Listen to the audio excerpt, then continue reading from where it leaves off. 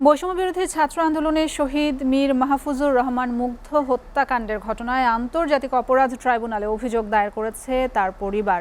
দুপুরে কারো নাম উল্লেখ না করে অভিযোগ দায়ের করে তার পরিবার। অভিযোগে বলা হয়, আন্দোলনে শহীদ মীর মাহফুজুর রহমান মুগ্ধ সরাসরি পুলিশের গুলিতে নিহত হয়েছেন। এ বিষয়ে সকল তথ্য প্রমাণ হাজির করা হয়েছে। সাদমান সাকিবের প্রতিবেদনে বিস্তারিত। পানি লাগবে পানি।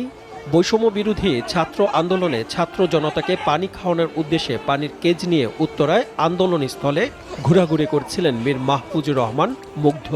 হঠাৎ একটি গুলি এসে তার মাথায় লাগলে মাটিতে লুটিয়ে পড়েন খুলনা বিশ্ববিদ্যালয়ের শিক্ষার্থী মুগ্ধ। এই গুলি কারা করেছে, পুলিশ, তৃতীয় পক্ষ নাকি স্নাইপার থেকে ছোড়া হয়েছে?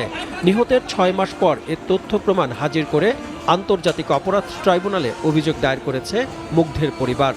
আমাদের কাছে যে ভিডিও ফুটেজ, অভিযোগ দায়েরের পর সাংবাদিকদের সাথে কথা বলেন মুগ্ধের দুই ভাই। তারা জানান, মুগ্ধ গুলিবিদ্ধ হওয়ার বিষয়ে যে বিতর্ক ছিল সেই বিতর্ক দূর হবে বলে আশা প্রকাশ করেন তারা।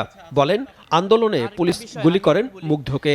মুগ্ধর মৃত্যু নিয়ে একটা বিতর্ক ছিল যে এই মুগ্ধর যে গুলিবিদ্ধ হয়েছে সেই গুলিটা পুলিশের কর্তৃক করা হয়েছে নাকি বাইরের কারোর থেকে করানো হয়েছে, বা স্নাইপার কোনো বুলেট ছিল নাকি। সেই সিসিটিভি ফুটেজে স্পষ্টভাবে এটা দেখা যাচ্ছে যে পুলিশের চালানো গুলিতেই মুগ্ধর জীবন দিয়েছে।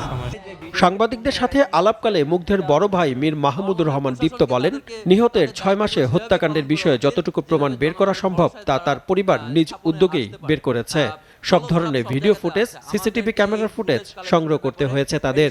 এই 6 মাসে আসলে আমরা চেষ্টা করেছি আমাদের পক্ষ থেকে যতটুকু সম্ভব আমরা এই হত্যাকাণ্ডের ব্যাপারে যতটুকু প্রমাণ সংগ্রহ করা সম্ভব আমাদের নিজের উদ্যোগেই আমরা সংগ্রহ করা শুরু করেছি, যেহেতু প্রশাসন প্রথমে পুরোপুরি অকার্যকর অবস্থায় ছিল।